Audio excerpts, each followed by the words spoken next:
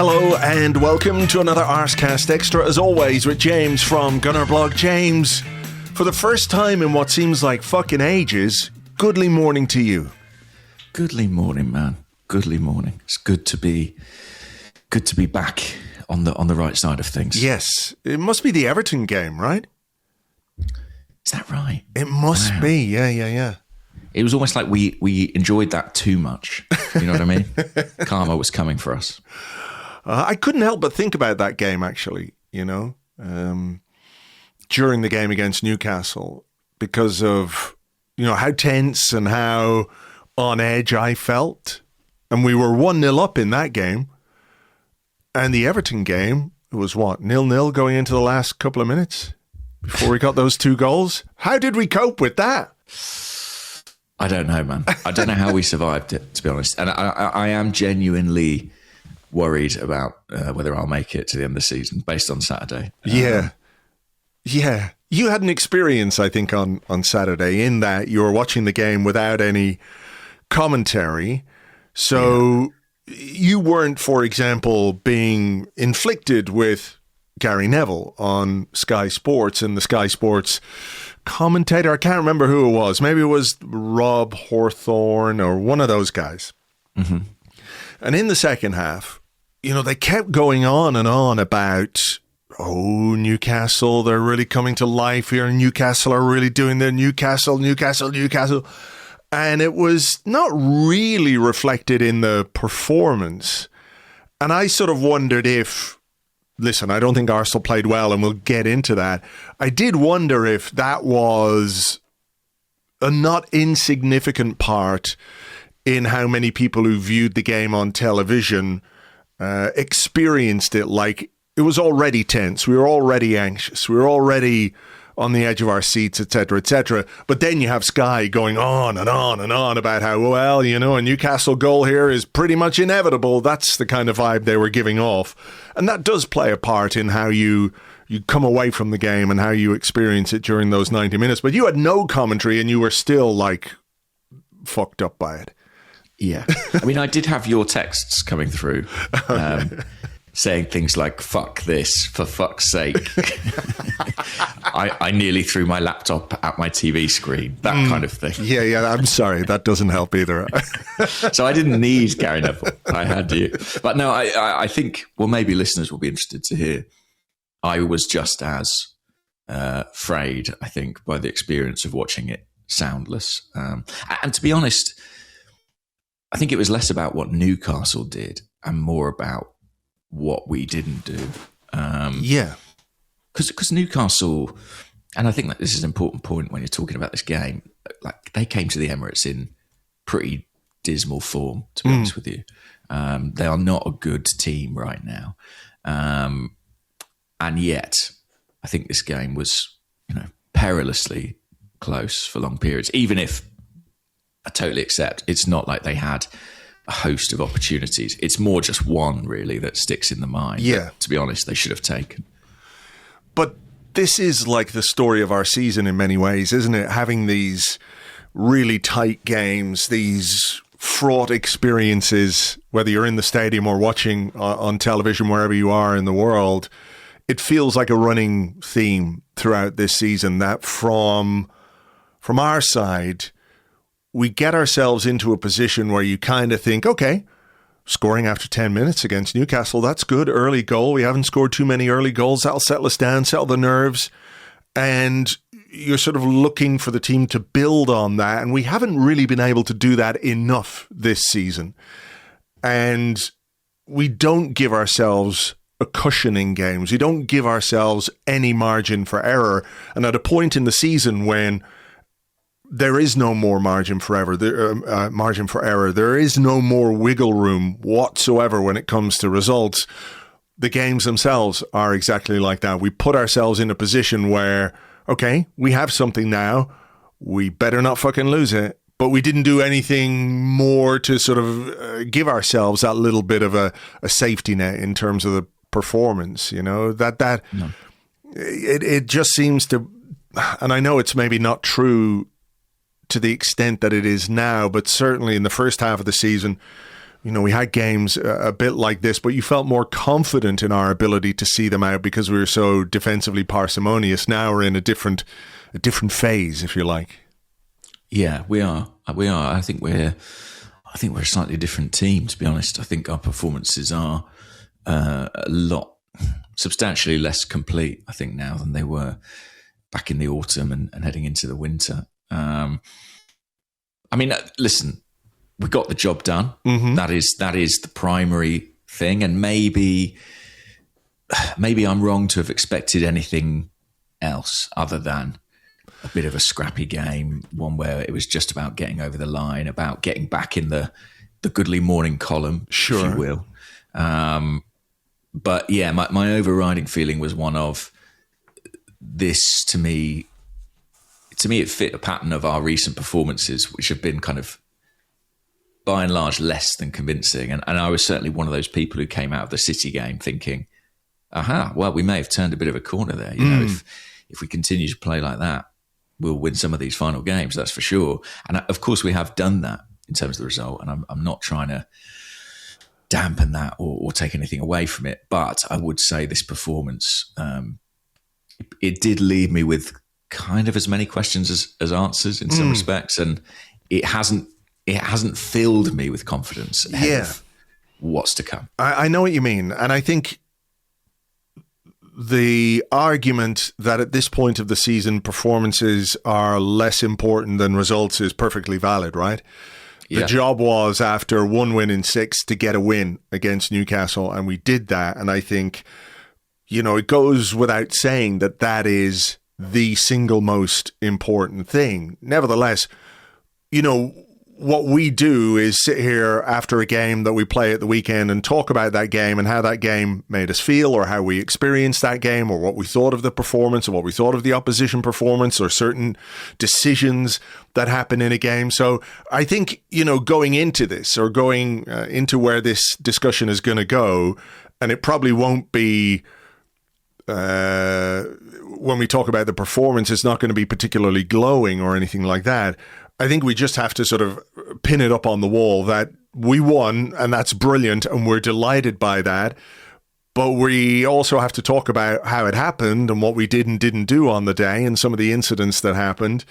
And that's just kind of what this is. As we've often said, there's a measure of catharsis in talking about it, and certainly for people listening, the end of this game, the final whistle, I was so happy, but not just because we got the points, but because I didn't have to endure that game anymore. There is that, and I can't sit here on a Monday morning and I feel a bit more sanguine about it now than I did at full time. I sort of had to just sort of sit there and stare at the wall for a few minutes to decompress. Like, I do feel better about it this morning because some time has passed. But in that moment, at the end of that game, I sort of felt like I'd gone through something. And, I know this is an absurdity, and it is just football and all of that. I recognize that. But, this is our experience as fans and our desperation to win something. And, I would love for Arsenal to go out and score 2, 3, 4 goals in a game. We didn't. We won it 1-0, and by doing so, and by scoring quite early, we had sort of 8. Do you remember like a North London derby years ago? Thomas Rosicky scored a fucking amazing goal after about a minute. Remember, he rocketed that one in the top corner, and then it was just like 89 minutes of, oh God, can we hang on to this? It was a bit like that, but I do think some interesting aspects that we can talk about overall. Yeah, and I think what's interesting is if you talk about that derby now, all you remember is the Rosicky goal. Mm-hmm. And it may be that, in the annals of time, particularly if we do go on to win the Premier League, this game will just be, an Eberechi as a wonder goal, and the rest of it will fade away. Yeah. I certainly hope so, because I don't need to hang on to it too much. No, nobody does, I think. I mean, listen, let's talk about the team he put out, which I think was, similar to the one, obviously, that started the previous game. against Man City. It was Kai Havertz up front. We had Odegaard and Eze in the team again. Ben White at right back. The midfield is or was pretty much what we expected. I think the way the goal came about is really interesting. And the frustration maybe that was apparent early on in the game that we were taking short corners is kind of fascinating, because in the cold light of day, and when you stop and think about it, you could clearly see what was going on. But I think, to what extent do you think the angst or the discombobulation about taking short corners was about those short corners in and of themselves? Or do you think the very early chance that Newcastle had really kind of put us on edge? Because this was a game I was thinking, come on, you're at home, the sun is shining, 5:30 kickoff, everyone's had a few beers. Last week's disappointment has been, if not forgotten, I think what people tried to do, whether it's a coping mechanism or not, was to look at aspects of that Manchester City performance and take some encouragement about how we might be able to play going forward, as you referenced. And you're looking for Arsenal to come out of the blocks, start hard, start fast, take control of the game, pin Newcastle back, get the crowd up. But in the first minute, Newcastle had a really, really good chance to score a goal. It was Osula who went through, and he did that thing where he just sort of touched the ball with his standing foot as he was swinging his leg at it, and he kicked fresh air.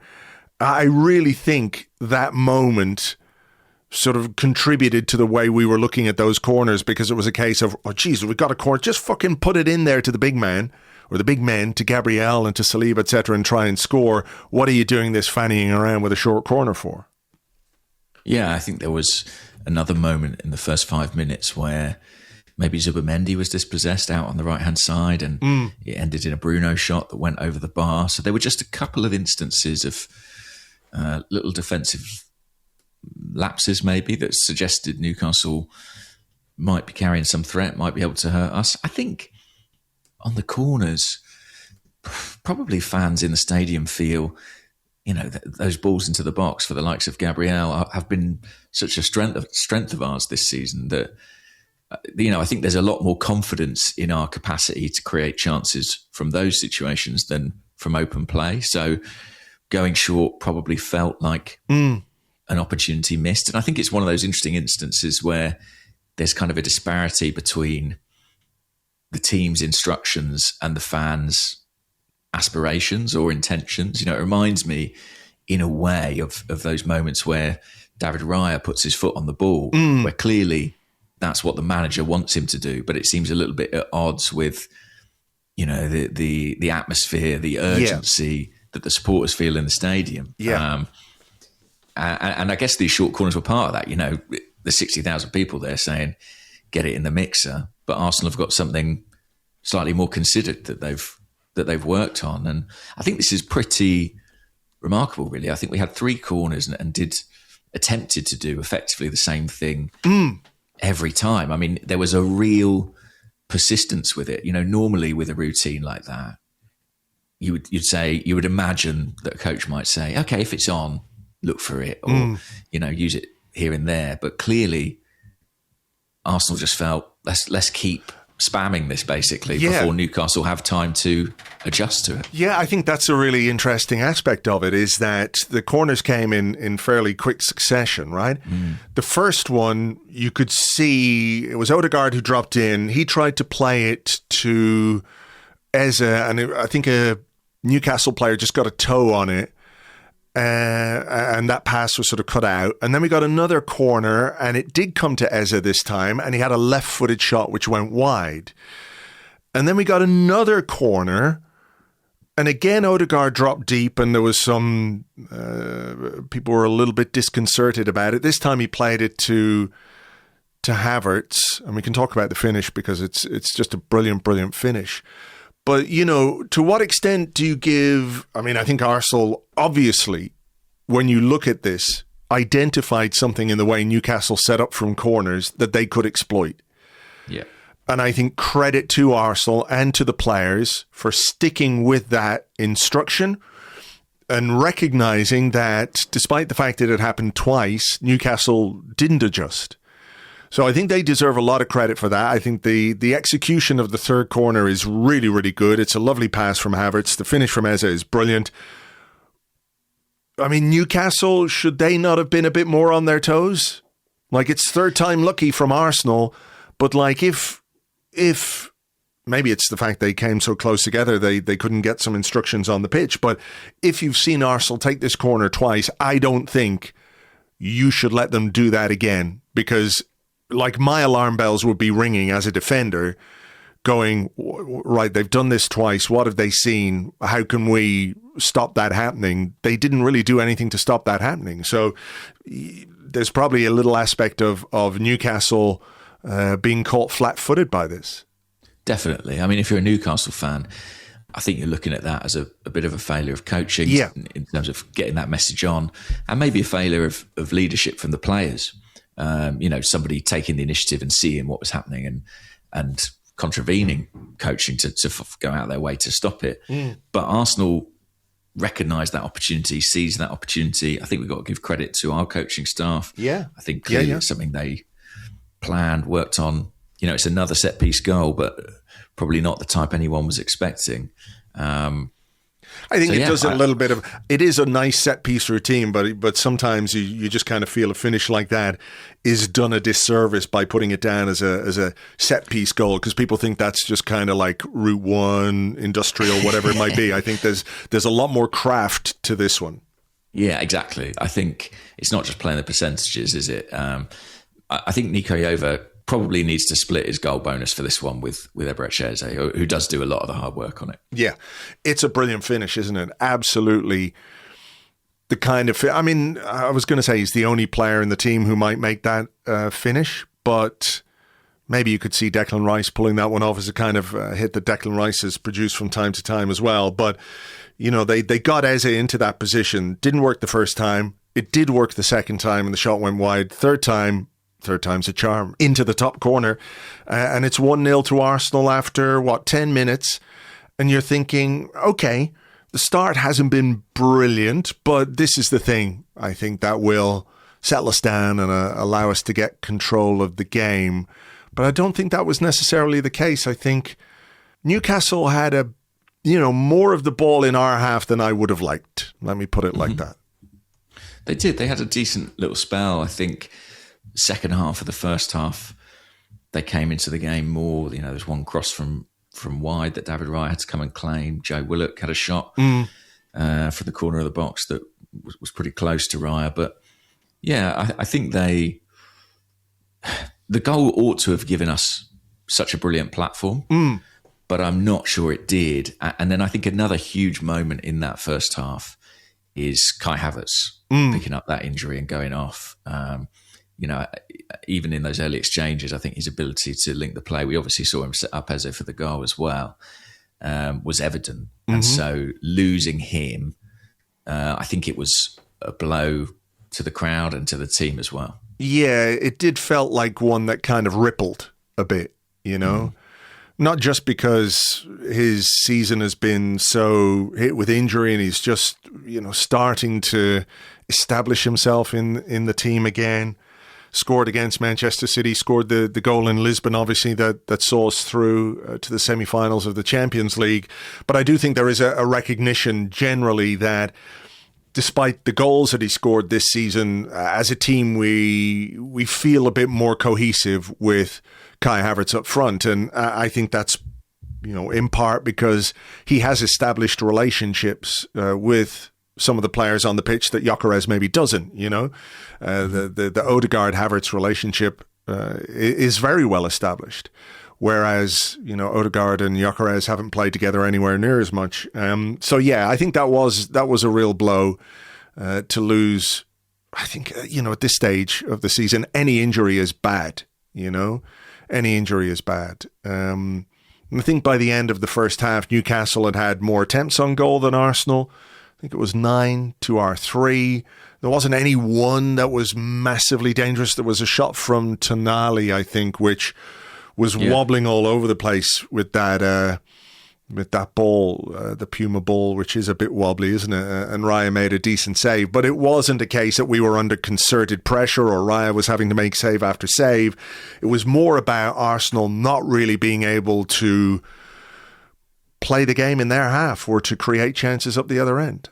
Yeah, we had one shot from open play, I believe, in the first half, which is not really, that's not what I want to see or expect to see. I'm not going to come in here and tell you that Newcastle had us under the cosh and we were really struggling to cope with it. I don't think that would be true. I think they're quite light in attack at the minute, and we certainly have the players to cope with that.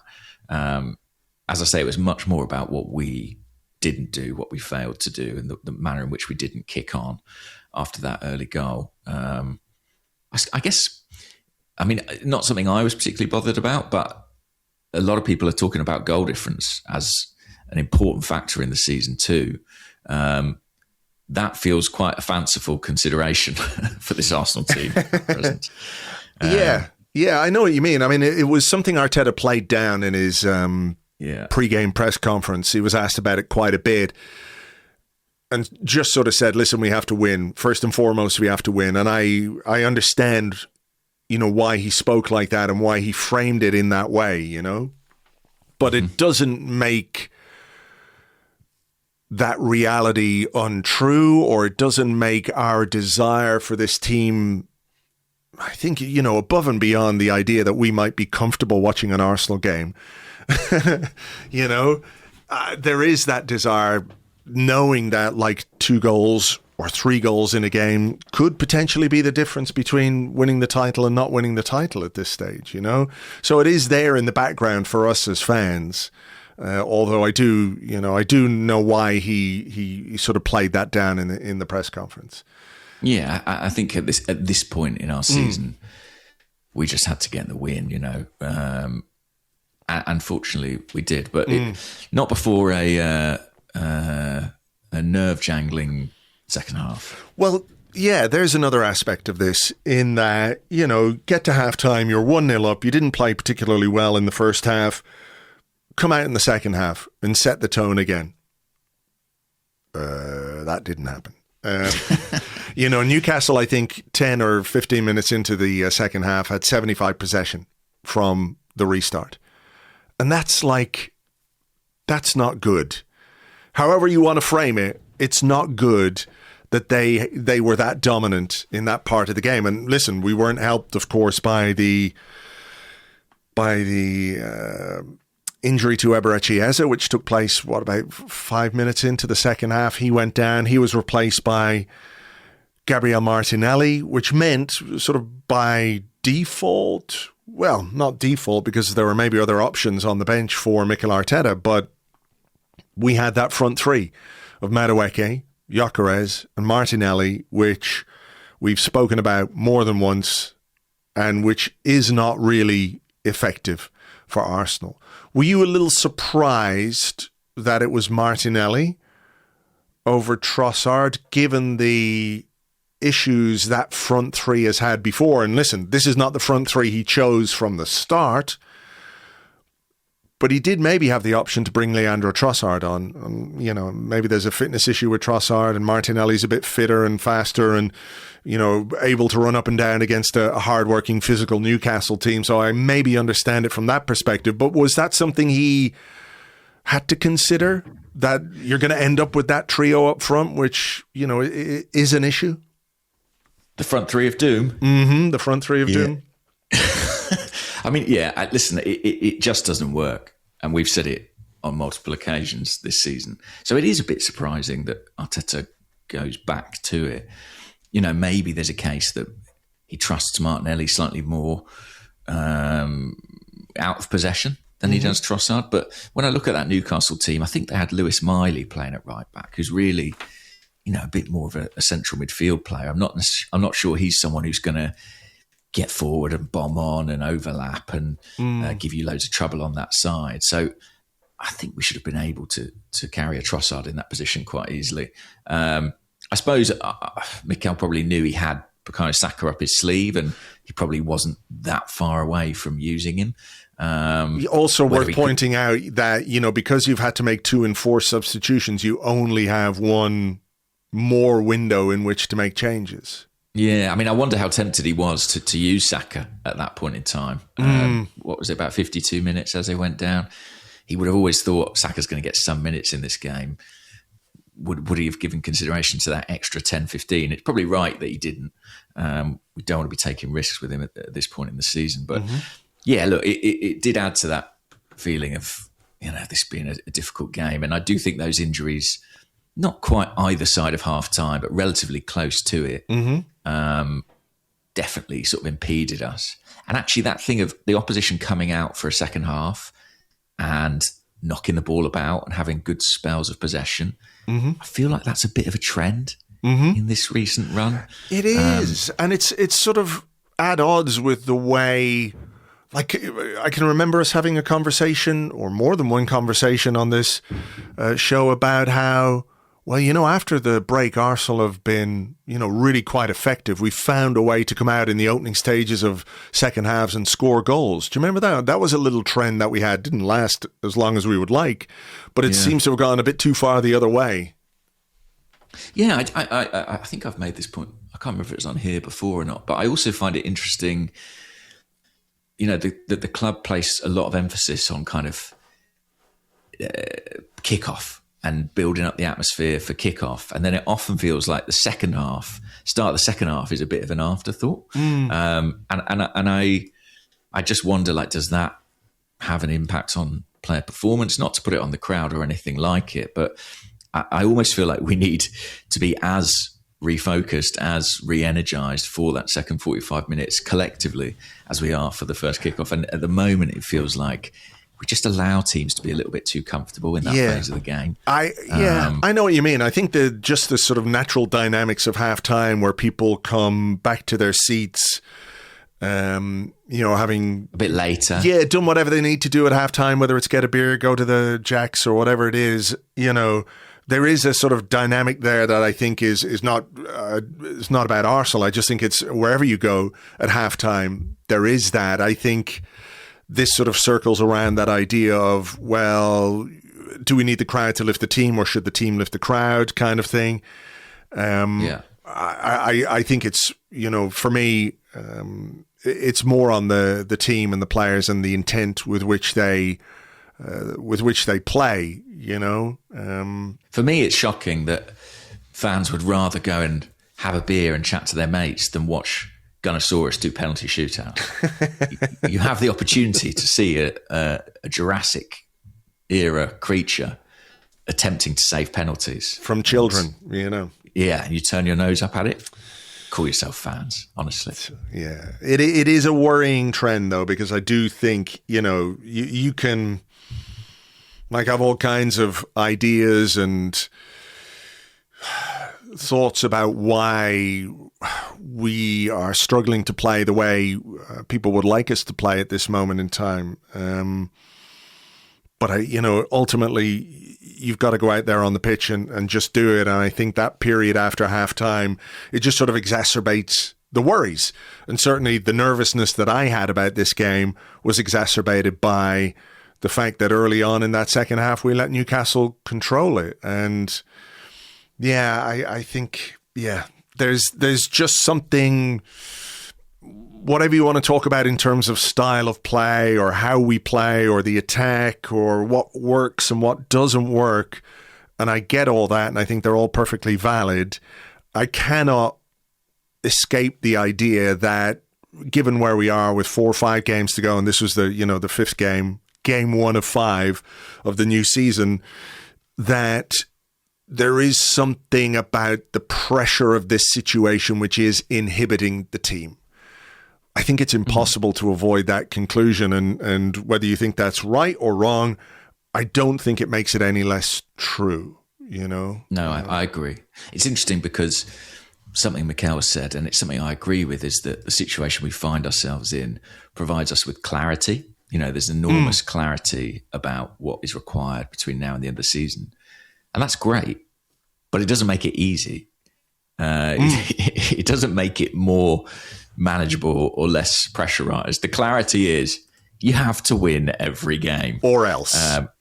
Basically, and your reputation and a summer of celebrating or mockery is in the balance. And I think, that how can that not weigh on you? It weighs on us, right? And we're not even the ones out there or necessarily in the stadium. So I think that's absolutely inevitable. And I think we as fans need to recognize that too, and be understanding of it, because it is a big burden. It is a big burden to carry.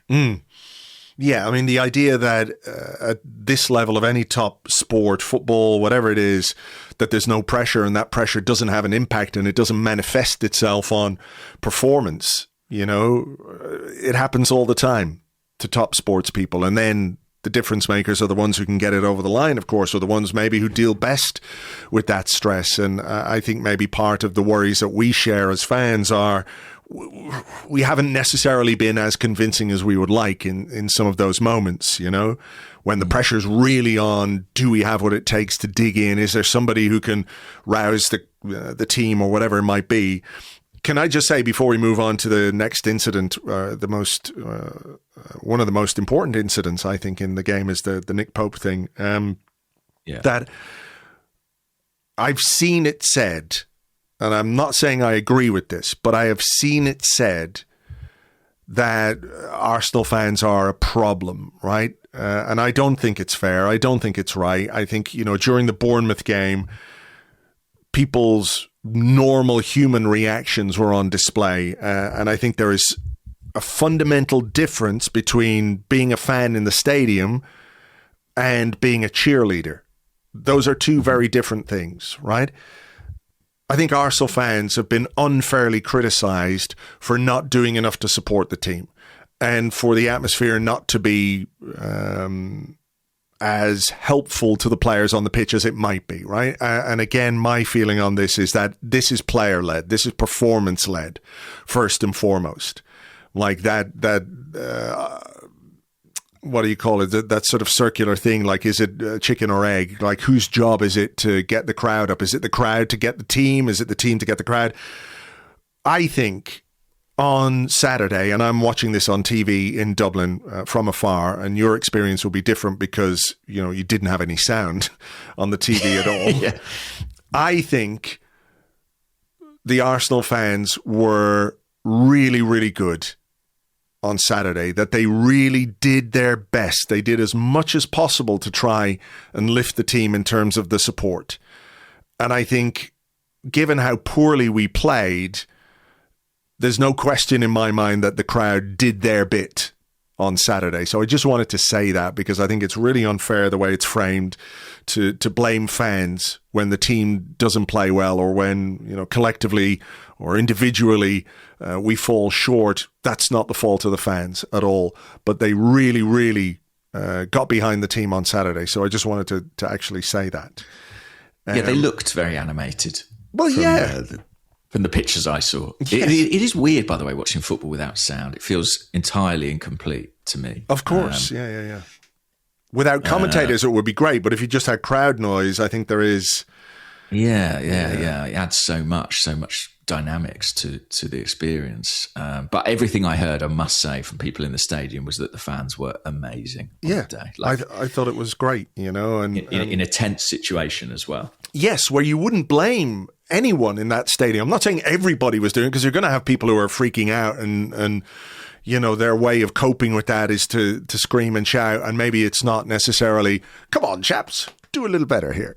There is a way of letting that out in the game, which I think is perfectly reasonable, and I don't like the idea that fans are policed by pundits and columnists and things like that. So I did just want to recognize how I thought the fans played their part on Saturday. So let's talk about the Nick Pope incident, when it's Martin Odegaard plays a ball in behind. Nick Pope comes out to sweep up, doesn't get there, takes out Victor Gyökeres. The referee gives a yellow card. What's your thoughts? My first thoughts is it's quite it's really poor from Nick Pope because the ball is actually in his path. Like it's his to get all day long. And this is why Newcastle, I think, have been trying to move on from him because he's, pretty poor with his feet. And in these situations, he looks very, very uncomfortable. Misses the ball completely. Gyökeres goes past him. I mean, I must say, in real time, I thought he'd be shown a red card.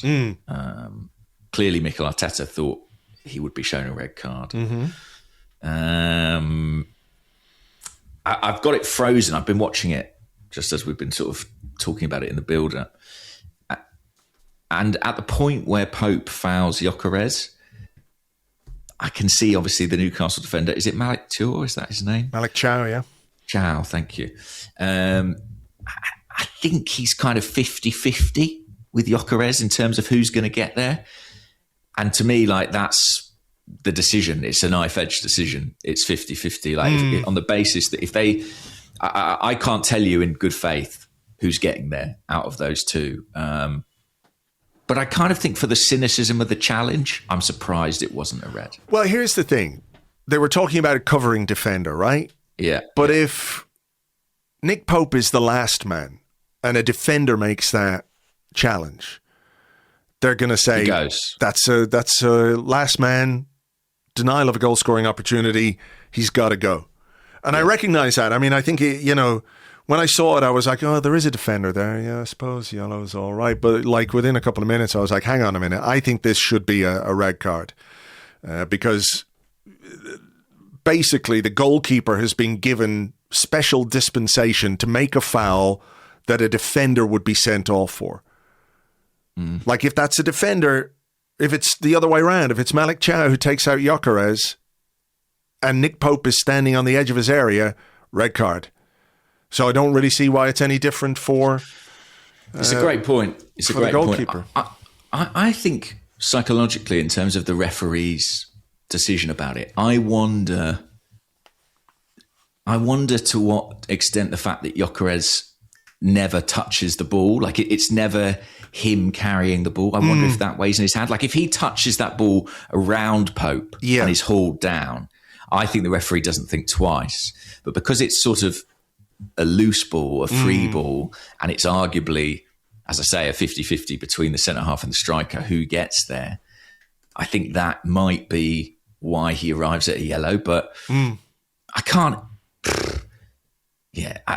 I understand Mikel Arteta's frustration because it would have been a huge moment in the game. Yeah. And it would have given us a degree of comfort that, frankly, I'm not sure we ever really had from that point on. No, not at all. I was a little bit frustrated by that. He came out quite big on it, Arteta, didn't he? And he spoke about the City one as well, which I can't remember what you said about it. I didn't think the City one was really a red. No, I was the same. I was, and I know people's opinion on this is differed from ours. My sort of thinking on it was like, if that was the other end and Gabriel or Saliba leans into Erling Haaland and he goes over, I'd be really unhappy with that being sent off. But, people have said if you look, there's a clash of legs and I don't know. That one for me is certainly a bit more 50-50. This one I think is 100% a red card. But yeah, because of the circumstances, because it's the goalkeeper. And I think your point there about, if he was in control of the ball and he was fouled, then it would definitely be a red card. But because he was chasing onto a pass that was for him without having touched it, then yeah, maybe that's it. I still think it was red though. Yeah, I agree. I mean, I think irrespective of what you may think, if we sort of play the referee in these situations, Mikel's still done the right thing by coming out, going strong on it. And, I think applying that bit of pressure around decisions, when the margins are so fine, I can understand why he's taken that stance. And I mean, the only thing you would say is it hasn't worked brilliantly for him previously. No, true. But I think, you kind of have to say it. You have to try and apply any bit of pressure on the officials. And listen, conveniently, don't mention the Gabriel thing from last week either. That's fine. Just focus on the Kuzanov and and Havertz one, so, people will people will pull him up on that, I'm sure. But I like you, I understand why he went big on it, and it's sort of easier to do when you've won a game. You're not using it as an excuse as to why you didn't win, right? So you're sort of doing it from the best possible position. That said, we were, I think, very, very, very fortunate not to concede a goal with about 10 minutes to go. We talked about Newcastle not really making any clear-cut chances, and then they made maybe the best chance of the game for either side. With about 10 minutes to go, Nick Voltemata plays a ball, really smart pass over the Arsenal defence into the path of Yoan Wissa, who has just David Raya to beat. I think if you're going to be generous, you might say that the goalkeeper rushing out put a bit of pressure on Wissa. I think so. But if I'm a Newcastle fan, I'm saying that is a fucking terrible miss. And I would be going absolutely spare at my fucking striker for missing that chance at that stage of the game. I think it's a terrible miss from a player who is well capable of finishing that ball, finishing that pass from 7 or 8 yards out, and he put it over the bar. I think it's a really bad miss, and I think we got very, very lucky. I mean, yeah, and I think no one will be more disappointed than Voltemada, because I think that would have been a really beautiful assist. I've watched Martin Odegaard try to play that little dinked pass for about 3 years, and it's only come off once or twice. I thought it was beautifully done. David Raya, to his credit, not only does he get out quick, he stays very, very upright. I mean, some would say that's an invitation to Wissa to just try and get it over the ball, keep it low, go either side. But fortunately for us, he absolutely skies it, and it's a huge moment in the game, in the season, in the title race. It's a let-off for sure. And yeah, I mean, there's nothing else to say about it, really. It was a heart-in-mouth moment. And I was thrilled to see it go over. There were a couple of moments for Arsenal. Bukayo Saka had a shot after coming off the bench. Saka had a shot which I think hit Dan Burn and went behind for a corner. There was an Odegaard shot. Which we actually had our best openings in this period, and I think it was partly Saka coming on. I think so. He gave us a bit more control, if that's the right way of putting it. It was a bit more tidy, you know? Yeah, I think so. Sort of consistency and quality of execution. And also the game was becoming a little more stretched at this time. Newcastle obviously had to go for it. They'd thrown Voltemada on as a kind of midfielder almost, which meant there were a few more gaps to exploit defensively. So yeah, I think if you were looking for positives from the game, I think Saka's introduction and his impact in a relatively short space of time was certainly one. Interesting as well to see Myles Lewis-Skelly get on in central midfield. Yeah, I've got a question about that, so we'll save that for part two.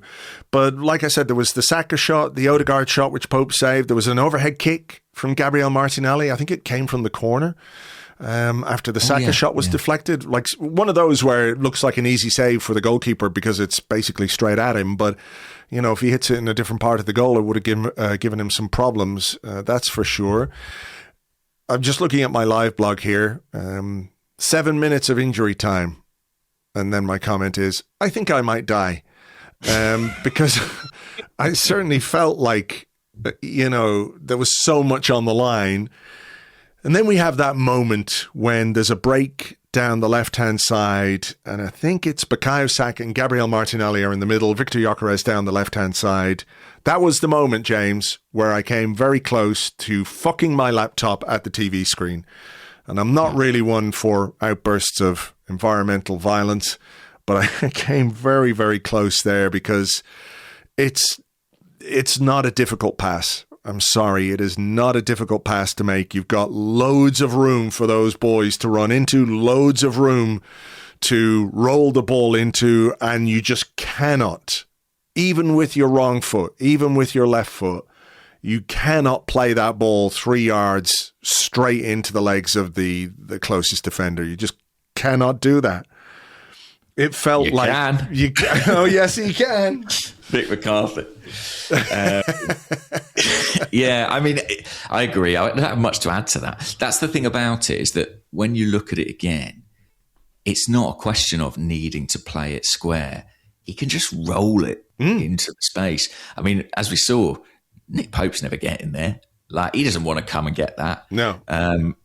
There's just acres of space to roll it into, and he gets it all wrong, Gyökeres. And, you know, the crowd, as I say, I didn't hear the noise of the crowd, but I heard the noise of the pub at that moment. Okay, I'd say it was very similar to the noise of the crowd. It was like, I couldn't believe it, honestly. It's just, and listen, shit like that can happen. It's just one of those moments where at that stage of the game, you kind of feel like we had this chance to put ourselves 2-0 up and let everybody go home and feel relaxed.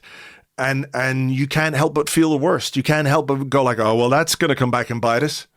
That will definitely come back and bite us in the arse because we did not make the most of that. But fuck. Yeah, I guess that was kind of our Max Dowman moment, right? Against Everton, where we had the chance to set the seal on it and change the atmosphere and allow everyone that room to breathe in those final few seconds. I wonder as well, like, did Gyökeres carry some of the fan frustration as well about another Kai Havertz injury in that moment? You know, did that kind of compound things a bit?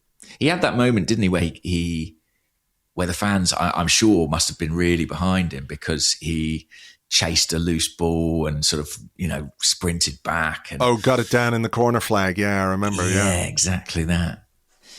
So it's sort of, you know, he worked hard in his time on the pitch, but this was just a poor case of execution. I think if you watch it, I think Mikel Arteta is sort of pointing towards the corner flag, actually, at that point in time, just saying, carry it. No, well, I mean, that's wrong as well. I'm sorry. I'm sorry. That's absolutely the wrong thing.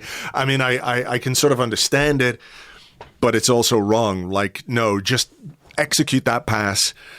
You've got 2-on-1 and, you know, it's Saka and Martinelli versus the goalkeeper. You know, I know we found goals a little bit hard to come by of late, but I'm pretty confident that would have been a goal, you know. It was a bad one. It was a bad one. But I mean, one thing I would say is that as torturous an experience as it was for the viewer, with the exception of that Wissa chance, I do think we contained Newcastle relatively well. And the important context of that is that, you know, they're in a bad run of form.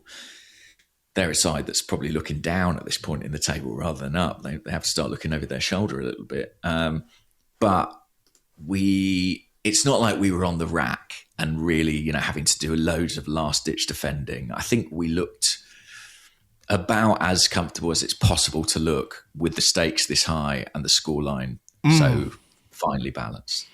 Yeah, I think that's fair. It's just when it's 1-0, you've got a 1-goal lead. Yeah, of course. And we're at this point in a title race. You know, if everybody's nerves were frayed, I think that's just normal. I think it's completely normal. And it's hard as well, I think, for, you know, the majority of people who are going to be listening to this, for example, will have watched it on TV, right? Beyond the 60,000 that were there in the Emirates on Saturday. And that sense that your perception of the game is in some way informed by the commentary that you're experiencing is hard to escape as well.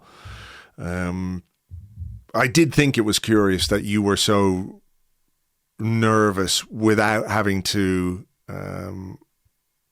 have Sky tell you every 2 minutes that, you know, Newcastle are really turning it on here. This is, you know, it's Newcastle's time. But, you know, maybe it is that's what they came to see, isn't it, Andrew? Let's be honest. Yeah. Yeah, it's true. That's what they came to see. And they probably felt it was on. And I can't disagree with that assessment. I mean, a better Newcastle, the Newcastle of last season, get something in this game, in my view. But, you know, we ground it out. And I think if you know, my feeling certainly after the Bournemouth game, maybe less so after the City game, was that if Arsenal are going to do this season, if we are going to get ourselves over the line, it's going to be by leaning into the kind of foundational principles of our game. I don't believe we're going to become another team in the final 4 or 5 games of the season. And when you step back from this, you can see, okay, a clean sheet, a goal from a set piece routine. 3 points. That feels like Mikel Arteta's Arsenal. Yeah, it does right now. Yeah, that's for sure. It's a building block, I think. It's a little bit of a... Mikel's spoken again in the last month or so about identity and the team not being sort of true to who they really are. I'm not trying to tell anyone this is a good performance. I'm trying to say that I think for me, it fits that idea of if we're going to do this, I think it's going to be by leaning into those sort of core fundamentals as a bit of a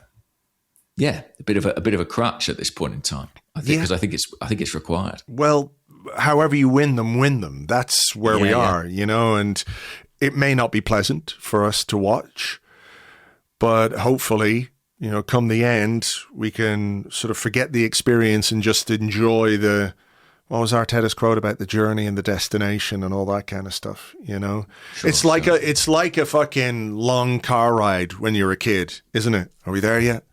Are we there yet? Are we there yet? That's what it feels like. So it's maddening for the kid and it's maddening for the parents having to listen to it the whole time. But this is what it is. And when the stakes Hopefully are I this just high, fall asleep in the back and then, Mikel Arteta can carry me out the car when we've got there. That's my preference. Yeah, that would be nice, wouldn't it? We're here. We made it. Yeah. We did it. Put me straight in my cot with my Premier League trophy. Just, tuck you in. Good night, son. That's all I really want. Well, look, we did it, and that is, a positive thing. And I'm very happy that we won, and I'm sort of happy to have talked about it, and hopefully never have to think about that game ever again. Quite right, and it's just on to the next massive game. Yes. All right. Well, look, why don't we take a little break here? We will come back with your questions and more in part 2 right after this.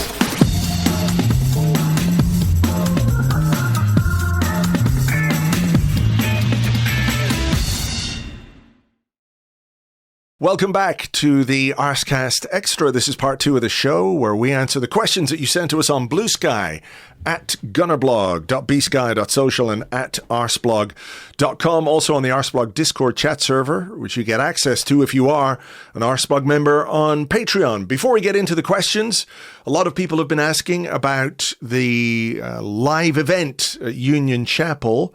So I'm happy to announce that tickets will be going on sale on Wednesday. First and foremost, those tickets will be available to our Patreon members of Arseblog and Arsenal Vision podcast, of course. And the rest of the tickets will go on sale on Thursday, general sale. The event is taking place on Saturday the 16th, is that right? Yes, Saturday the 16th of May. Saturday, 16th of May. The reason it was delayed in terms of the announcement, etc., was because we had FA Cup commitments and we didn't quite know what was going to happen if we continued to make progress in the FA Cup. Fortunately, the team had that covered for us, Andrew. Yeah, they sorted that out. So we know it is going to be happening now on Saturday, May 16th, times, etc., to be decided. But that is the date. Put it in your diary.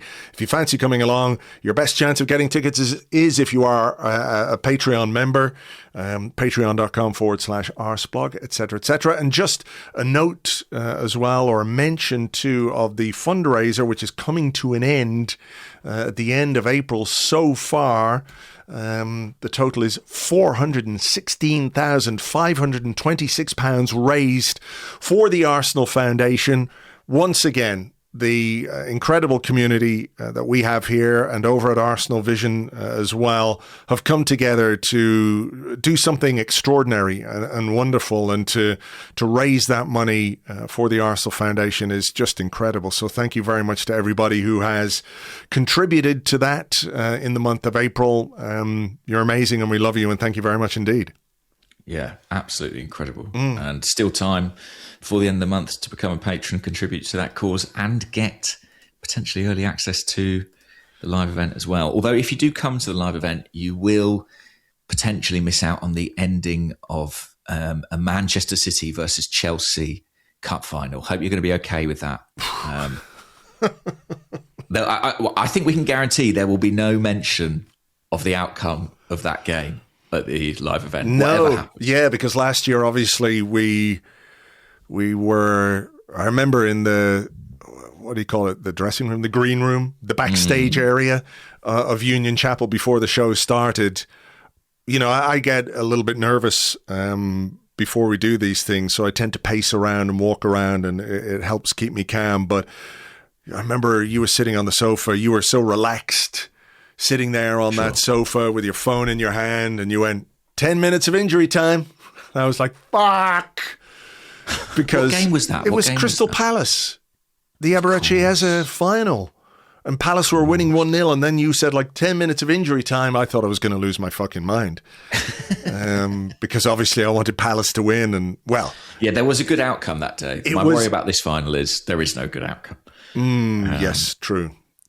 But there you go. It should be a really good night, and yeah, we're looking forward to seeing everybody, and hopefully it's a night where we're still talking about possibility and potential and success and all of those things. So, you know, I mean, you got to remember, City will have lost to Everton and Bournemouth, I think, by then. So it'll be fine. Don't worry about it. It's all okay. Well, good. I'm glad to hear it. I feel much more relaxed about everything now. Right. Let's do the questions. And I said I had one on this, which I do, but I've got to find it. Okay. It comes from Josh IRL. I don't know if that's Josh from Ireland or Josh in real life. He might be both. He might be from Ireland and also a real-life human being. And a real-life Josh. Anyway, whichever flavour of Josh you are, thank you for the question. He said, what did you make of Myles Lewis-Skelly coming on in midfield in a close game like that? He came on for Martin Zubimendi, who Mikel Arteta revealed afterwards had been ill, wasn't feeling particularly well. He said, do you think that tells us Arteta sees him as a legitimate option there during the run-in? Yeah, I didn't know we were allowed to do that. You know, it feels like it's not been one of the options Mikel Arteta has given great consideration to. I mean, my main outtake from this is, as a day, unless there was something we didn't hear about, it was pretty bad news for Christian Norgard. If the amount of Premier League minutes he's played to this point hadn't made that clear enough, I actually saw somebody on Blue Sky was flagging the idea that I think it was Matt Hames said Eze has played more for Palace this year than Norgard has played for Arsenal, which I've not verified. I think that could be true. I think Norgard's Premier League minutes are something like 56 Premier League minutes. If you just take Premier League, that is true, because I think Eze played a full game for Palace, didn't he? Or maybe, one game, I think, for Palace. So there you go. So his omission from the squad, I thought, was interesting at this, critical stage of the season. I guess we're getting a few players back, so people are going to have to be left out. One of the values that Myles brings is versatility, his ability to cover at fullback, but also midfield. I was really pleased to see it, and pleased to see he had a decent little cameo. I mean, one of his first actions was a nice pass through the middle of the pitch into Saka. Do I think he's going to start a game between now and the end of the season? Probably not. But could he be a valuable option in a situation where, we can afford to bring one of Zubimendi or Rice off, or we have to bring one of Zubimendi or Rice off, God forbid? Quite possibly. And I think, I'm glad that it's back on the table, or on the table. I'm not sure it ever really has been, to be honest. Yeah, it's sort of, around the table. On the floor near the table. I have to say, I think there was a really interesting coaching moment here, that if we are going to use Myles there, or if he is seen as an option there, and I think, clearly that was a decision Mikel Arteta had to make. And not only did he need him as a left-back option, but, with Zubimendi unwell before the game, he could have erred on the side of caution, couldn't he? And sort of kept Norgard in the squad as another midfield that option, he didn't, isn't it? Yeah. I think that is quite telling. Well, I mean, I think he was just stacking his bench with attacking players because, that might be what we need. But there was a moment in this game where I don't know how we lost the ball, but it certainly broke towards Newcastle in their half, and Voltemada ran away from Myles Lewis-Skelly, who I think should have made a foul.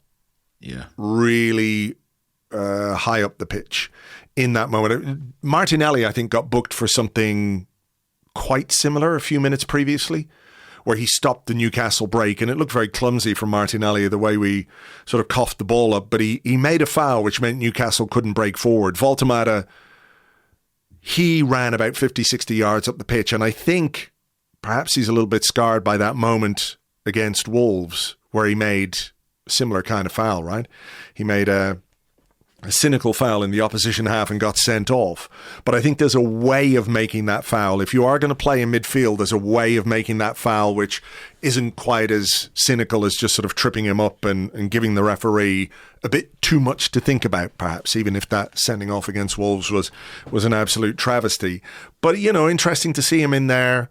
That's the moment, I think, if I was Mikel Arteta and the coaching staff, probably Gabriel Heinze will be the one to sit him down and have that conversation that, you've got to make that foul when they're breaking forward, because it ended up with a kind of scramble in our box and the ball was popping around all over the place. I think we got a free kick in the end, but it could have been more dangerous. And I think you just have to be, as a midfield player, in moments like that, in games like this, aware that there is a level of cynicism required to get results like this and to ensure they get over the line. So that would be the only thing I'd say about Myles. I think he did well otherwise.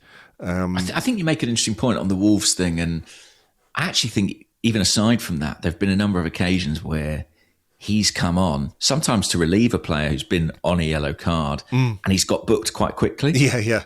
And I do wonder if that's kind of counted against him or in his mind in some way. Mm-hmm. On the subject of those cynical fouls, I've had cause to watch a bit of Man City over the last month or so. They remain the undisputed champions of those cynical fouls. Sure. It is extraordinary. The way in which they are so cynical about snuffing out the counterattacks, and they manage to do it in a way which is very unfussy. Like, they just gently clip someone's heels and they jog away from the referee, and half the time they completely avoid the booking. Mm-hmm. It is, I mean, I know they've been doing it for years, but I just raise it to say they are still at it. And I think you mentioned that Martinelli one. Sometimes the way we do it, there's a little bit of a naivety or a clumsiness there. On cynicism level. And listen, it's not like I'd be especially proud of us being, the champions of the cynical foul, but I think there is a layer of kind of professionalism still to add for us in that. No, I completely agree. I think it is part of the game. I think it's what you need to do, and people might not like it, but it could be the difference between, 2 points or 1 point and 3 points in a game, Bernardo Silva, for example, is absolute, like, the man is made of Teflon. Nothing fucking sticks to him whatsoever, and he is, I mean, he's not even that subtle about it. Sometimes he's actually quite dirty, but he gets away with it because he's this, like, tiny little man, Yeah. But I do think there are certainly elements to the way we can, get on top of moments like that in ways which don't make it look quite as bad as it is. Like, it's not Guendouzi fucking rugby tackling somebody, We've got to be a bit more subtle than that. What a time that was. On Myles, by the way, I'm not going to sit here and tell anybody that I think Myles should have been playing loads more Premier League football at left back. I think this was another storming performance from Pierre Nketiah. I thought was one of the better Arsenal players on the pitch, really. Perfectly suited to this kind of game, though. A really guttery, disgusting kind of game, and he's just like, True. Yeah. True, but I do think Myles, even in that brief cameo, I do think you see that there are attributes in his game that I think we have missed at times this season. I'm not saying that he was necessarily the guy who should have played more or the guy to deliver them, but his ability to break lines with passes and carry the ball, I think is something that we have lacked a little bit, particularly in the second half of the season. And I suppose when Ricardo Calafiori came out of the team, that may have been a factor in that too. So I was really pleased to see him involved, and he's felt quite disconnected, I think, for large chunks of the season. So I think it would probably have meant a lot to him to play a part in what is such a big win. Yeah. So we've got a question here, Andrew, and shots have been fired in our direction. By Apney Man, no less, who says, "Goodly morning, gents.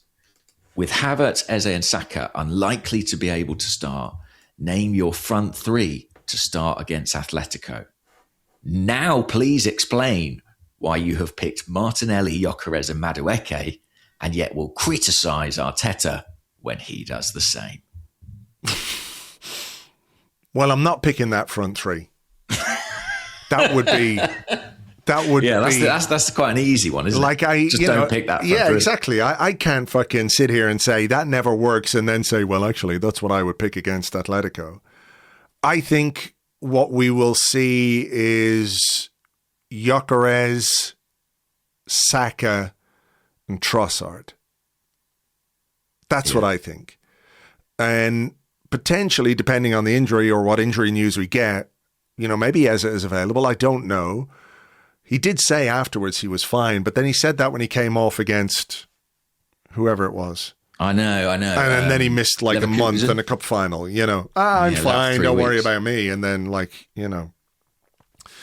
but if I had to pick, that's kind of what I think he would do. We had questions about is there anything else we can do about the number 9 if Kai Havertz is not there? And I'm sort of really tired of the Gyökeres discussions and debates, because every time we talk about it, people say, well, you're giving him too much of a hard time, or give the guy a break. And I can only be honest about, what I think about him as a player. I think he scored a lot of goals, and I recognize that. I just don't know that the team plays as well as it can when he's up front. And that's not to say he's the only issue, but it just seems to be a discussion that comes up every single week. And I think if you are having to have that discussion every week, that kind of tells you something about the way people feel about that particular player. But in the absence of Havertz, who else is there? Well, Ainsworth on Blue Sky said, given Victor is terrible, that's Ainsworth's statement, not ours, and Havertz is injured, should Trossard get a run up top? His form has been crap, admittedly, but he can at least trap the ball and link with others despite his physical limitations. I mean, there is Gabriel Jesus as well, but I don't think, based on how he's been used or not been used, that Gabriel Jesus is a player who can start a Champions League semi-final against Atletico Madrid. I mean, there is no perfect solution. I think the reality of where we are at this moment in time is that we still have, as we did last season, a kind of issue at centre forward, which probably can only be solved via the transfer market. This time last year it was Mikel Merino playing up front. I still think there is a case that Mikel Merino has been the kind of best exponent of that number 9 position. Let me ask you this. If we had Mikel Merino available, and let's say Kai Havertz is injured and he's going to miss this game. If we had Mikel Merino available and you have to pick a team for a Champions League semi-final away at Atletico Madrid, and essentially your choices are Victor Gyökeres, your top scorer with 18 goals, or Mikel Merino, both of them fully fit, who would you pick for this particular fixture? I would go Merino, to be honest. Me too. I think it's going to be more his sort of game. But in Gyökeres' defence, I believe he scored twice against Atletico in the group stage meeting. We had a question on this. So, I mean, while we're on it, RDM on the Discord, Timber and maybe Eza are the only players unavailable to us that started the 4-0 defeat of Atletico Madrid earlier in the season. Gyökeres started and scored twice. Does this bring you any comfort? It could do. I mean, funnily enough, one was from a through ball by none other than Myles Lewis-Skelly, wasn't it? Storming from the left-back position through the midfield. I'd love to see that in Madrid on Wednesday night. Yeah. If they can reprise it. I guess it gives him some confidence. I mean, I think I'm right in saying every team we are set to play between now and the end of the season, I think we've beaten. I think we've already beaten. Mm-hmm. So we should be able to derive some confidence from that. I mean, even if we get through to a Champions League final rather against Bayern, that will also be the case. Could be PSG though. Could be PSG, yeah. And I can't help think about PSG last year in the Champions League where we won early in the season 2-0 and beat them, I think quite well. I think we were really good that night. It was a good 2-0 performance from Arsenal. Maybe at a period where we were able to exert maximum control over games and also score goals. So I can't sort of help but think of that, when it comes to Atletico Madrid and we beat them 4-0 and we beat Bayern 3-1. Like, I think that does give you a bit of confidence, but it's no guarantee, obviously, that when you face them again, it's going to turn out the same way. Well, I think what happened last year is that PSG got good.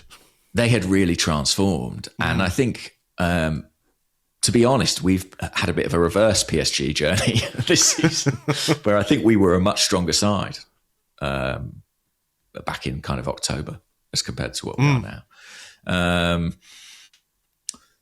But yeah, on Gyökeres, believe it or not, I have two further points. One was just to sort of see what you made of that moment where Martin Odegaard, I think there's about 20 minutes left to play, and it looks like he can kind of play him in that inside left channel, and he goes back in field to Martin Zubimendi. I just wondered, I've seen a lot of commentary about that online. I wondered what your reaction to it was.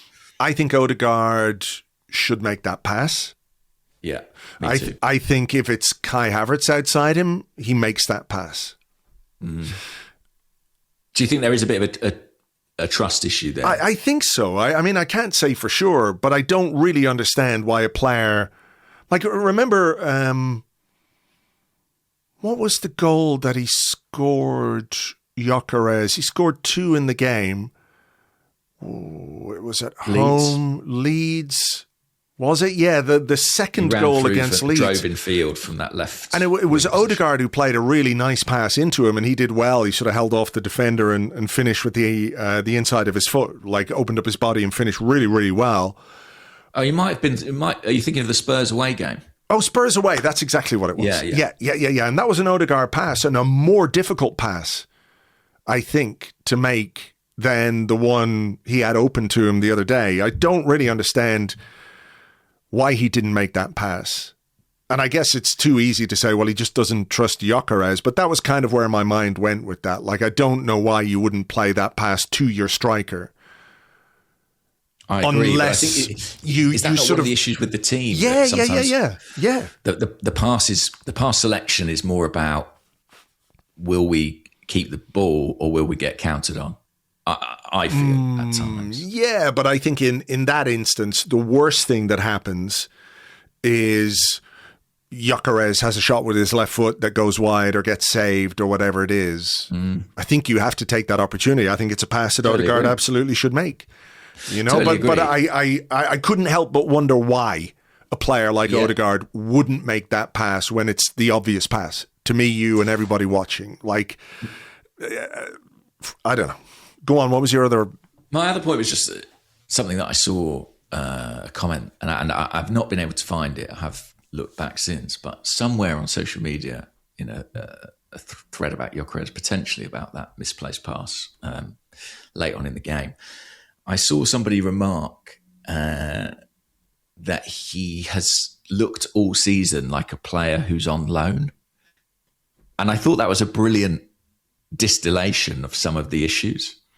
It does feel like a player who does feel like a bit of a loan signing where sort of the fit is a bit awkward, not quite right, and it doesn't necessarily feel like there have been great strides on the side of either party to kind of make that work or meet in the middle.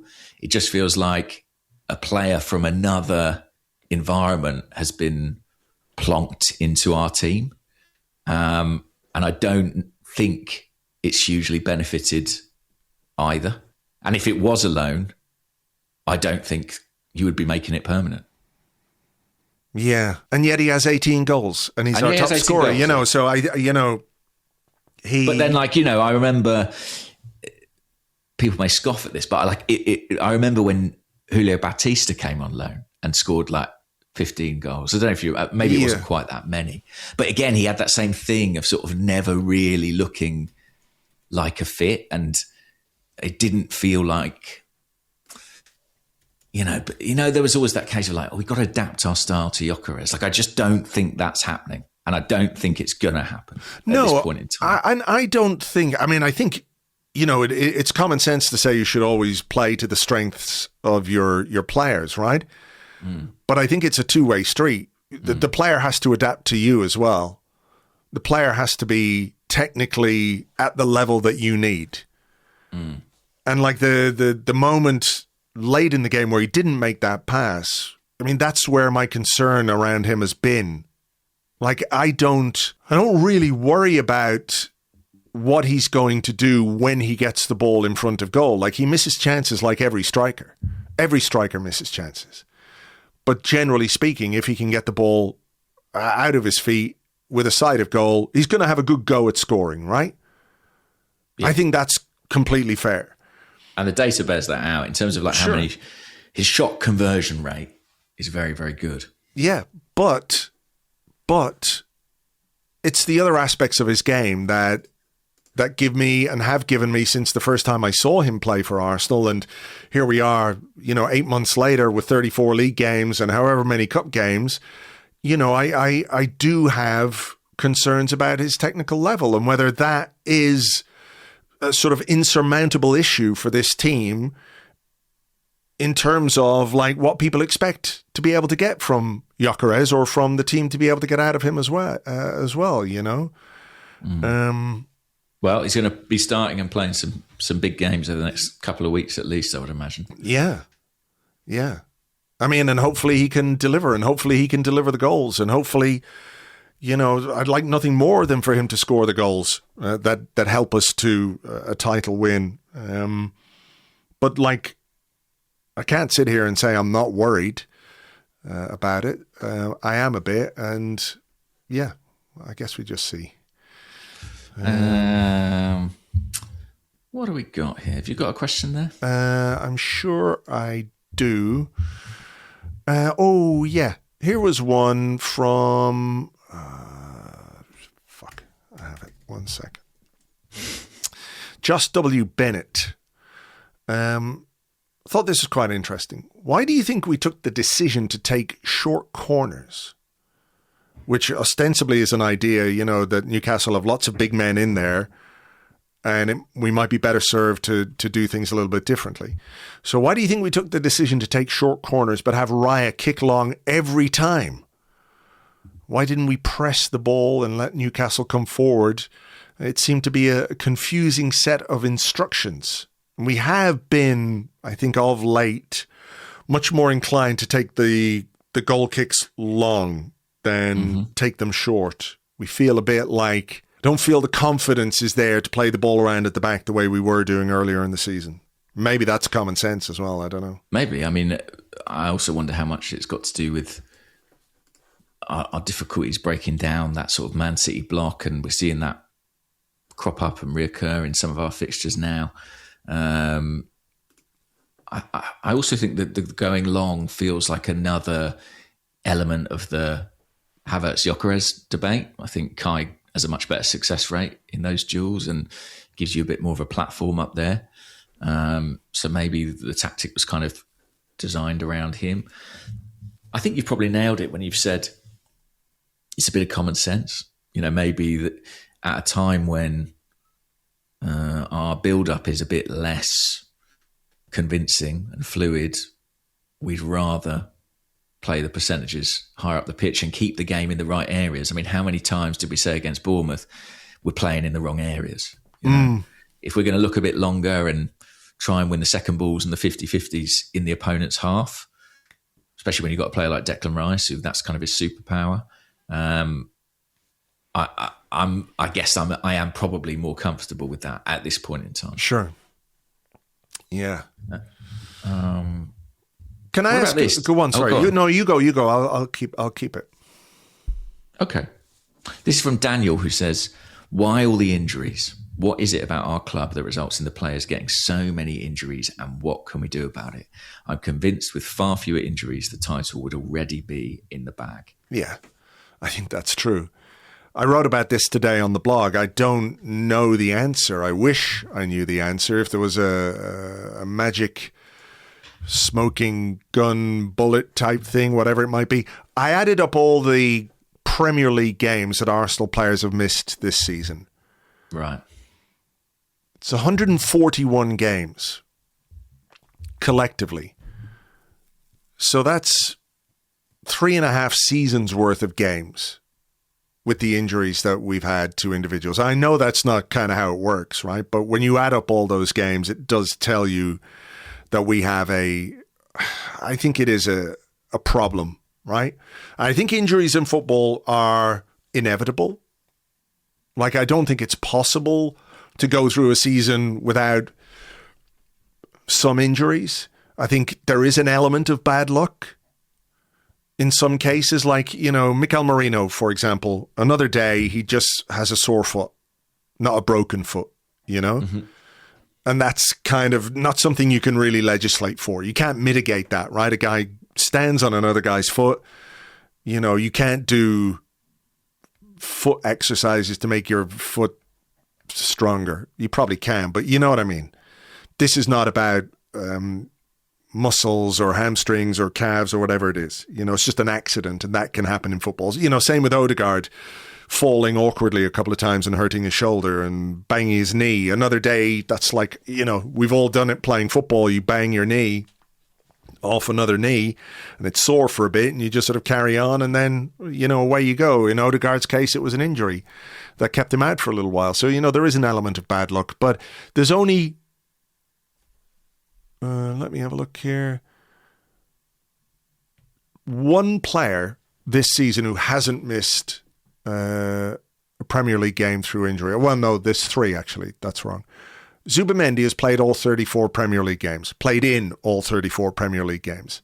Eze has made 29 appearances. He did have a spell out with injury, but it was cup games that he was missing for. And he's been available for all of our Premier League games. Myles Lewis-Skelly as well. He's only had 2 starts and 14 sub appearances for 411 minutes. So that's kind of why he's not been impacted by injury. But every other player has missed games this season. Timber, everybody.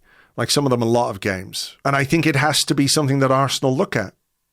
There has to be something about how we play, how we prepare, how we train, how we rehab, what the demands. I accept there are demands that are external as well. The game is played at a furious pace these days, etc., etc. But there's no question, like, if we had Havertz, Odegaard, Eze and Saka fit all season, that I think we would be A, in a more comfortable position at the top of the table, and B, playing a lot better, playing much better football, because it's not just the individuals you miss, it's the combinations of players that you can play and the relationships that they develop during the season as well. So you go, oh, if only we had Kai Havertz.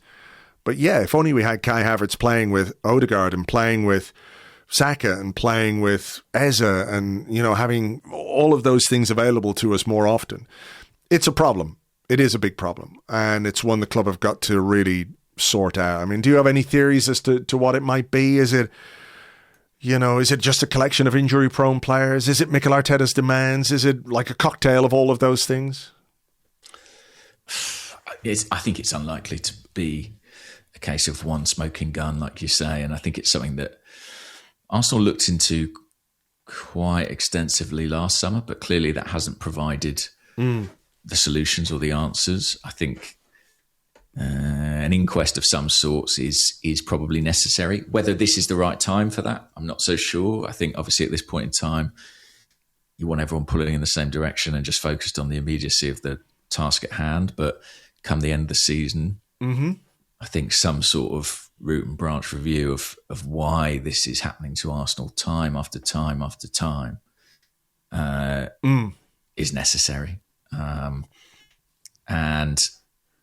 it is probably the biggest inhibitor of our success. For all the sort of talk about psychology and pressure and nerves and needing to get over the line, our inability to put our best players on the pitch consistently, I think maybe is the defining thing. Yeah, and there's a through line between how we play and who we have available as well. You know, and I fully accept that there are conversations and discussions to be had about the way we play under Mikel Arteta, but I don't think you can ignore the injuries. And then, of course, the issue that injuries causes is a higher burden on other players, which sort of leads me to the question I was going to ask you. ArsenalDownUnder.bsky.social says, why do players look so much more fatigued than every other team, our players?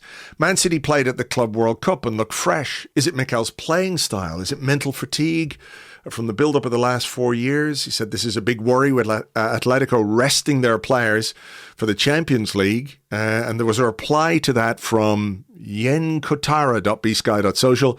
He said Martinelli collapsed to the ground at the full-time whistle against Newcastle after coming on at 53 minutes after a week off. I don't get it. And I saw those pictures, you know, at the end with the Arsenal players slumping to the ground and hands on their hips and hands on their heads. And, you know, you can look at it in two ways and think, Jesus Christ, fair play, lads. You put in a huge effort there, you know, really ran yourselves into the ground to get the 3 points for Arsenal. We love that.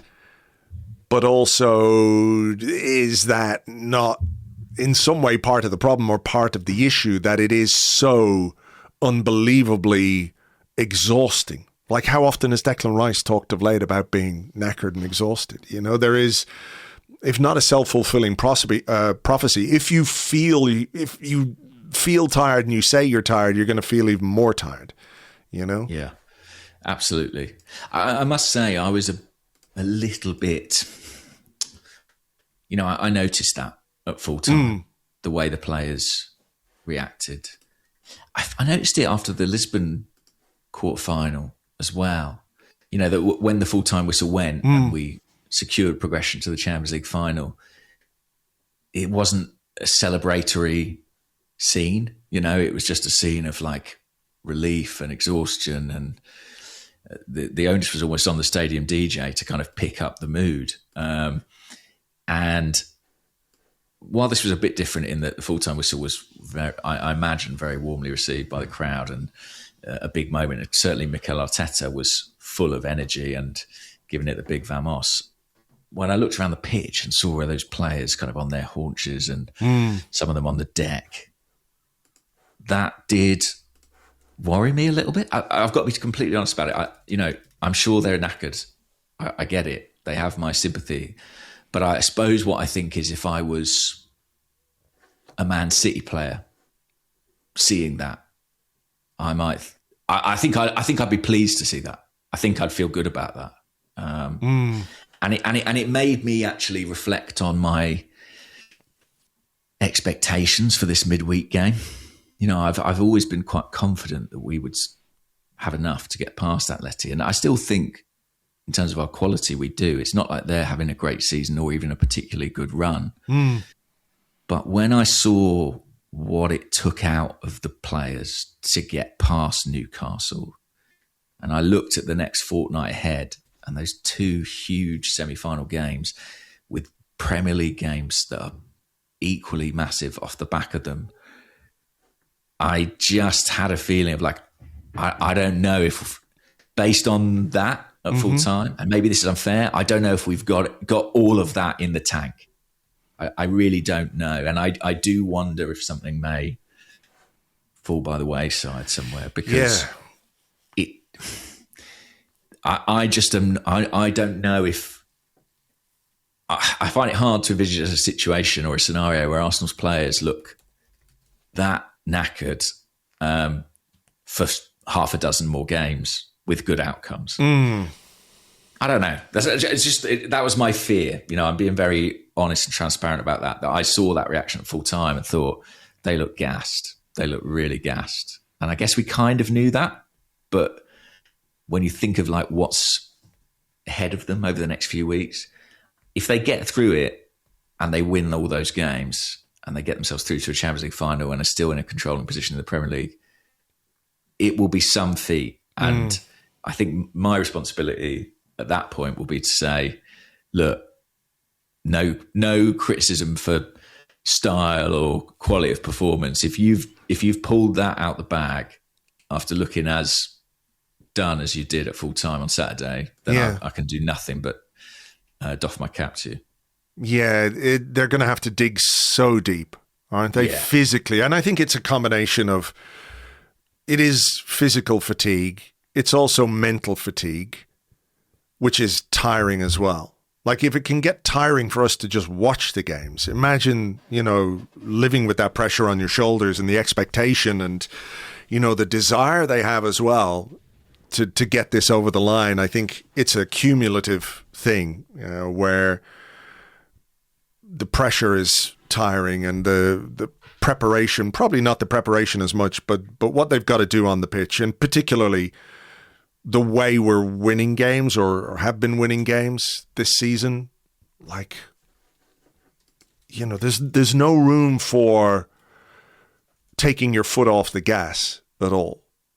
Like, you see teams go 2-0 up, 3-0 up. If you're 3-0 up with 70 minutes to go, it's not that you sort of stop trying, because you got to keep going. But, how often do we see it? Where a team has a commanding lead, you can make a few changes, the opposition kind of know they're fucked, and those last 20, 30 minutes of a game are not having to be played at 110%, like that game against Newcastle was. Yeah, I think that's absolutely right. And in terms of like the comparison between City and Arsenal, I mean, Manchester City have kind of masterminded this thing of players seemingly peaking at the right time and somehow finishing the season looking fresher than they did in August. If only Mikel Arteta had some, insight into how that might happen, having, worked at Manchester City. Yeah, you would think. But I also think, I think there's something to be said for sort of how the players feel emotionally. Mm-hmm. One of the things that I think is really striking about Eze, for example, is that in my mind, he looks like one of the few Arsenal players who's enjoying it at the minute. And maybe there's too much projection from me there. I don't know what these players are feeling inside.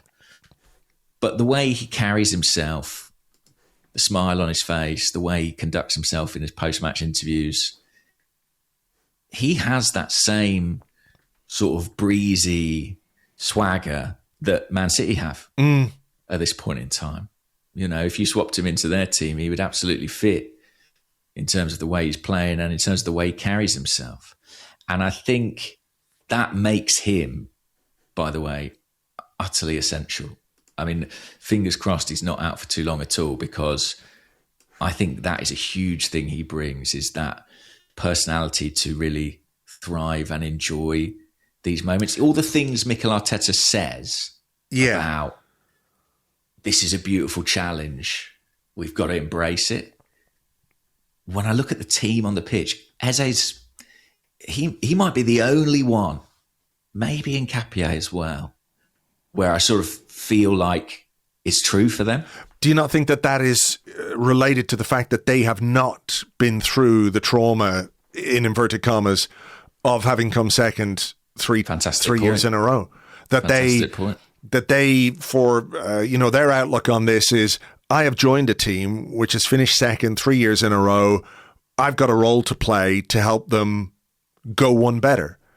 And that I'm here to relish that opportunity. And Nketiah, by the way, has got some experience of going the distance in a title race with Bayer Leverkusen. You know, he was part of that team that went unbeaten. So I think there might be something in that aspect of it, you know? Yeah. Yeah. Very interesting. What about this one then? PD Blackstock. Sounds like a policeman, doesn't he? Hello, PD Blackstock here. Do we have to accept that there won't be a pretty performance from this team for the rest of the year, and instead we're just going to get 6 or 7 ugly, tense games? I think it will be easier if we just lean into that for the last few weeks. Do you think that's true? I kind of think it is true, to be honest with you, Andrew. That it will be easier, or that there won't be any pretty performances? I think there might be a pretty performance here or there. I mean, historically, we've played our better football in the Champions League. Now, whether Atletico Madrid are a team who are going to allow us to do that, I highly doubt. But, you know, I don't think Burnley have got a lot left in the tank, for example. I watched their game against City. I think on another night they would have shipped 4 or 5. You know, I could conceivably see this Arsenal team having quite a comfortable day against them, even given our sort of present difficulties and some of the things we've discussed today. But I do think, as I said in part 1, that if we are to get over the line, it's probably going to be based on the fundamentals that have brought us to this point. And I think expecting us to become a different team, to unlock some kind of open play chemistry and magic that hasn't really been there for quite some time, is probably unrealistic and probably unfair. And I think as supporters, you know, outcome and performance haven't necessarily both been, you know, sure, as we'd want in recent weeks. But maybe we are at the stage where it's all about outcome, and we just have to kind of cheer this team over the line by any means necessary. Yeah, I know what you mean. Like, I think it was marathon day yesterday in Andrew in London. Oh yes, you know, and there's plenty of people who finished that marathon, and let me tell you, they're not running with the same grace that they were at the start line. You know? Yeah. Amazing. They're and that's who we. I feel like that's a bit who we are at this point. You know, we started off the marathon looking pretty good, and right now we're kind of like that guy in the diving suit. You know what I mean? Just sort of plodding towards the finishing line.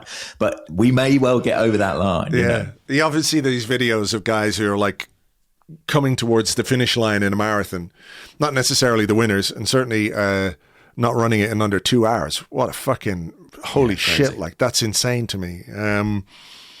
But you see these videos of people, as soon as the finishing line comes into sight, the legs start to go. You know, whatever energy they've got to get them this far, it's almost gone. They're sort of wibbly wobbling, like, you know, those kind of inflatable men outside car dealerships. They're a bit like that. And that's kind of how I feel we are. I mean, with regards to the question, I think I've accepted already that, you know, we're not going to do things the easy way. We're not playing football as well as we can. But I don't think it's going to be any easier by accepting that, for me anyway. I think it's just going to be... it's going to be a nightmare. Yeah. It's going to be living hell. But, you know, hopefully we get it over the line. But you just never know with football. Maybe we could score a couple of goals and just have a nice, relaxing afternoon in the sun. You know, that would be lovely. I'm thinking of the Fulham game, for example. That would be very nice indeed if we could do that. You know, I think we all deserve that. I think the players need it as well. Like, we can talk about why they're not doing it and why it's not happening. I sort of feel like that would be really beneficial for them to have a game like that where bang, bang, score a couple of goals, bang, get another one before halftime, and then, not that you relax, but you just don't have that weight on you for 90 minutes and then 7 minutes of fucking injury time, you know. I think they need it. Yeah. I'm not sure we're going to get that in Atletico, in Madrid on Wednesday night. But. I wouldn't have thought so. But look, we can cross that bridge when we come to it. I think we better leave it there and get this podcast out to everybody. We will have a little bit of a Madrid preview for you tomorrow. We're going to do an episode of The 30 over on Patreon, patreon.com/Arseblog. There's a Monday night football game tonight, so we'll include that and do a little bit of an Atletico Madrid preview as well. So please feel free to join us for that, remembering, of course, that every single penny of our Patreon revenue in April will be going to help good causes. Details of those to follow this week. For now, though, thanks for being with us. Hopefully, I feel a bit better now having talked it all out, James. Don't know how you feel. I do too, mate. Yeah. I do too. How do those guys in the marathon who are regretting their choice of novelty costumes, what drags them over the line, right? It's the people lining up along the sides, and that's us right now. So we just got to do our part and do whatever we can. Run, you cunt! Yeah, that sort of thing. There's a guy who sits behind me who shouts that a lot, actually. All right, we'll leave it there. Thank you to everybody for listening. Thanks again for your contributions to the fundraiser. A final total on that to come later this week. For now, take it easy, folks, and we will catch you on the next one. Bye-bye.